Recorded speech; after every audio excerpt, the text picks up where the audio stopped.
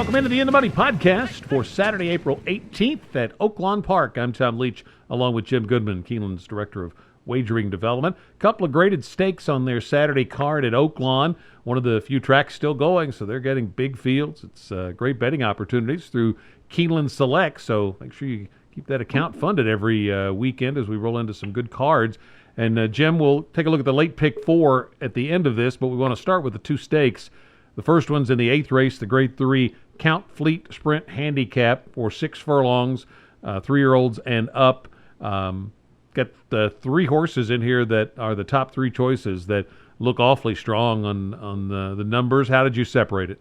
Yeah, I read on Twitter that this was the best betting race of the weekend. And I don't agree with that simply because I do like those 3 horses, but I will not bet against Whitmore at Oaklawn. He has proven to me over and over and over again that he absolutely loves that racetrack. This is his 3rd race off a layoff. His buyers were 100, 104. I don't think he's going to take a step back as long as he's at Oaklawn. He's done that in the past when he went from Keeneland to Santa Anita to the Cigar Mile Aqueduct. But at Oaklawn, he's raced 13 times with 8 wins, 4 seconds, and a third. And I just think that it sets up well for him. There's plenty of speed in there. He's drawn perfectly in the 9-hole. He's got the best jockey at Oaklawn on his back. I just think this sets up absolutely like a dream for Whitmore. I would play this race with Whitmore on top, and then I would use a couple of logical horses and then one long shot underneath. I think Bobby's Wicked One obviously fits off those 2 wins at Fairgrounds. I think Hidden Scroll, coming from Gulfstream with that 102 buyer for Bill Mott, is the real deal as well. And then I would share the upside for Asmussen and Giroux and a horse called Lexingtonian. I've got to bet Lexingtonian, being from Lexington. But that Phoenix race at Keeneland back in October almost beat Engage and Whitmore there. Only got beat by half a length at 46-1. I think he might be a big price here. He tends to run big at big prices. I think Whitmore kicks off the pick 4 here. I'm not going to bet against him. I'm going to take him as a single, and I'm going to stand or fall on Mr. Moquette and Whitmore. So Lexingtonian's big effort at Keeneland, you would say those were his salad days. Oh, yeah, that's an inside Lexington joke, isn't it? That is. I ended up with Bobby's Wicked One, just trying to maybe get a little better price than what Whitmore is going to be. Bobby's Wicked One's in peak form and doesn't need the lead. There's a good bit of speed in here. I'll probably end up playing the which of these 3 horses is the biggest price if I make a play within the race. I think all 3 are the ones I'll take a stand with in the pick 4. Hidden Scroll certainly scares me because he's coming off just a first level allowance win, but I think it was a 102 buyer fig. And Bill Mott once before had this horse post a big buyer, threw him into the deep end of the pool, didn't work well. I can't believe Bill Mott is going to do that again without thinking that this horse is in a different place. So I expect him to run well. He just is biting off a big piece here with these 2 he's going against.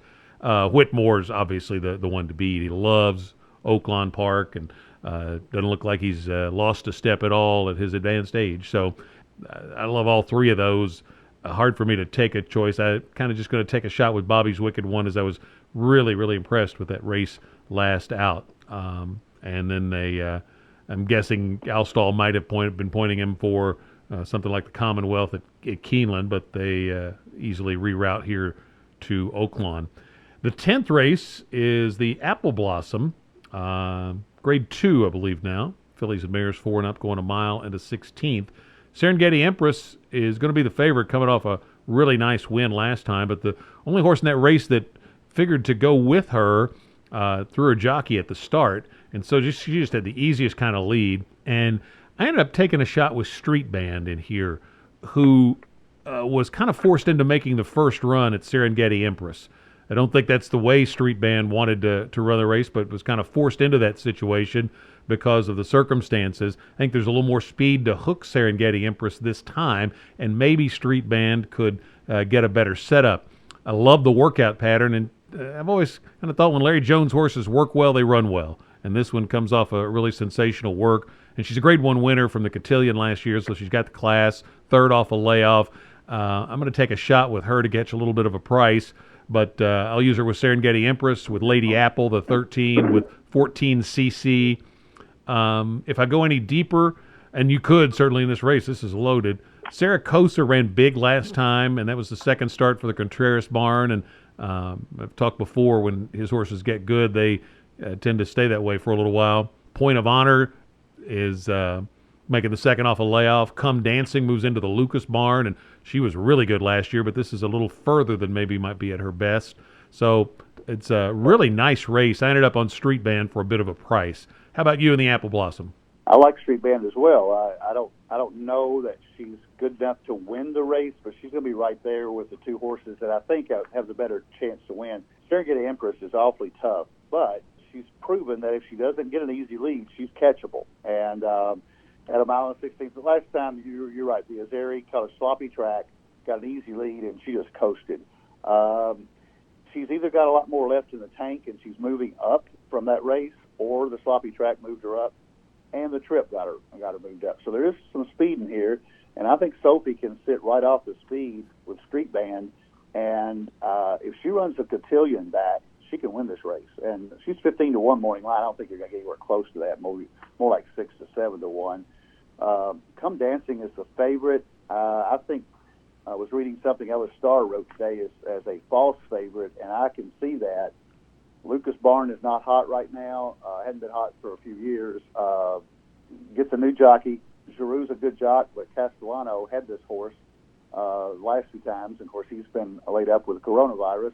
Come Dancing is going 2 turns for the first time. The only distance race she's got on her resume are at Belmont. There were 1 turn, mile and 16th, and mile and 8, and that's asking her to do something she hasn't done. So I trust Ellis in those observations. I'm going to put her in the pick 4 just because her back class, but I don't think she's a very good win bet at anywhere close to 3 to 1. And then the other horse I would use is CC on the outside. The 14 hole is terrible on any racetrack. At a mile and 16th here at Oaklawn, it can't be good.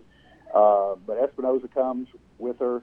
She ran a great race in the Beholder Mile, winning about 3 1/4. That's grade 1 at Santa Anita. Stretching out to mile and 16th for the first time, but has a lot more upside than some of the other horses in here. So I'm going to go 4 deep in the pick 4. I'm with you, though. I think if Street Band goes off anywhere close to 6 to 1 to 9 to 1, I think she's a really good win bet. So give me your pick 4 ticket. It starts in the 8th with the Count Fleet.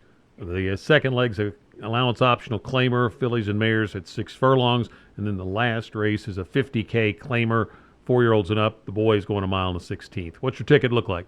Well, as you can tell from my dialogue on the Count Fleet, I'm going to single Whitmore, the 9 horse. The second race it's wide open to me. The allowance optional claimer. I went 6 deep in here with 1, 4, 5, 6, 8, 10. So Shanghai Terra, Heaven's Whisper is the 8, which would be my top choice.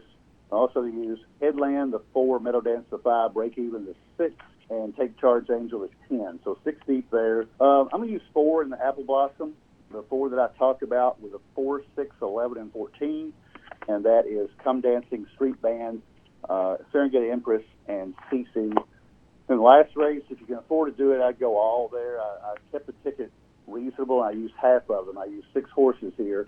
Kurilov is my top pick for Brad Cox and Joe Talamo, coming off a $100,000 claimer, dropping to $50,000. Just because Cox is so hot and Talamo is so hot, Kurilov is my top pick. But I'm also going to use Timeline the 1 for Asmussen. I'm going to use Eisenstadt for Rosario and Moquette, who's got a real big shot, the 4 horse. The Grom, the 5 for David Fox, and then the 10, the 11, my True, coming off a almost win at a $16,000 allowance, but a big win before that at Oaklawn. He was 2 for 2 before that last race, so he really likes Oaklawn a lot. 4 for 10 lifetime, and a rival for Ingrid Mason on the outside. So here's my pick 4 ticket with numbers: 9 with 1, 4, 5, 6, 8, 10 with 4, 6, 11, 14. With 1, 2, 4, 5, 10, 11 with $72. Funny, we always say we don't talk about this beforehand, and sometimes that means we end up with similar picks or tickets. Other times, like this one, drastically different. I got 4, 7, 9, the 3 horses I liked in the sprint. I'm singling Break Even in the second leg.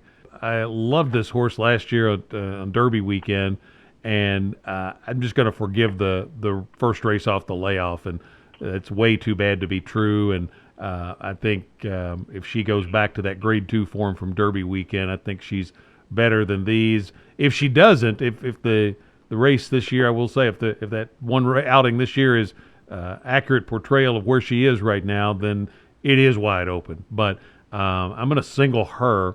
Going to use just 4 in the Apple Blossom. Street Band's the pick. I'm going to use Serengeti Empress, Lady Apple, and CC. If I went one deeper, I'd certainly probably have to look at Come Dancing on Class, but I'm going to toss her just on the layoff and the distance issue that you talked about. And then I'm going to use 4 in the last leg. I really like Matru in there. This horse ran third in the Stephen Foster a few years back, and coming off a claim by the Contreras barn, and just got into good form and stayed there for a while. Then went back down the claiming ladder, and this happens with these claimers, and fell out of form. And now he seems to be trending back upward. And I know that back class is there. Nearly got second in the Stephen Foster that night. So I like Matru a lot in there, but I can't single, certainly. Timeline for Asmussen, first time in a claiming race for this horse. Kuralov, the angles you mentioned.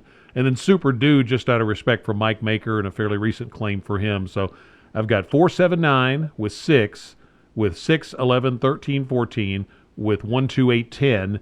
And there's only a $24 ticket. So if you're like me and you're all in on break even, you could double that if you want to go a little heavier and just make it a $1 ticket. So I'm kind of playing a light ticket, and I'll probably feel real good if break even sails home, and I'll be looking to get out some other way if she doesn't. Well, if you look at our 2 tickets, they're not that dissimilar. We could both hit. I use break even. That's true. So you could hit for 24, and I could hit for 72, or you could take if somebody just agreed with part of our picks, we could do Whitmore with break even with all. Yeah, so that might be another option. And the thing is, with these big fields, if you can just catch maybe a couple of prices, even if they're not big prices, you could get a nice payoff. And then if you get lucky to catch a little bit of a bigger price, although that was with me, I just couldn't find any horses I thought would hit at big prices in this sequence. So that's why I backed off on the amount.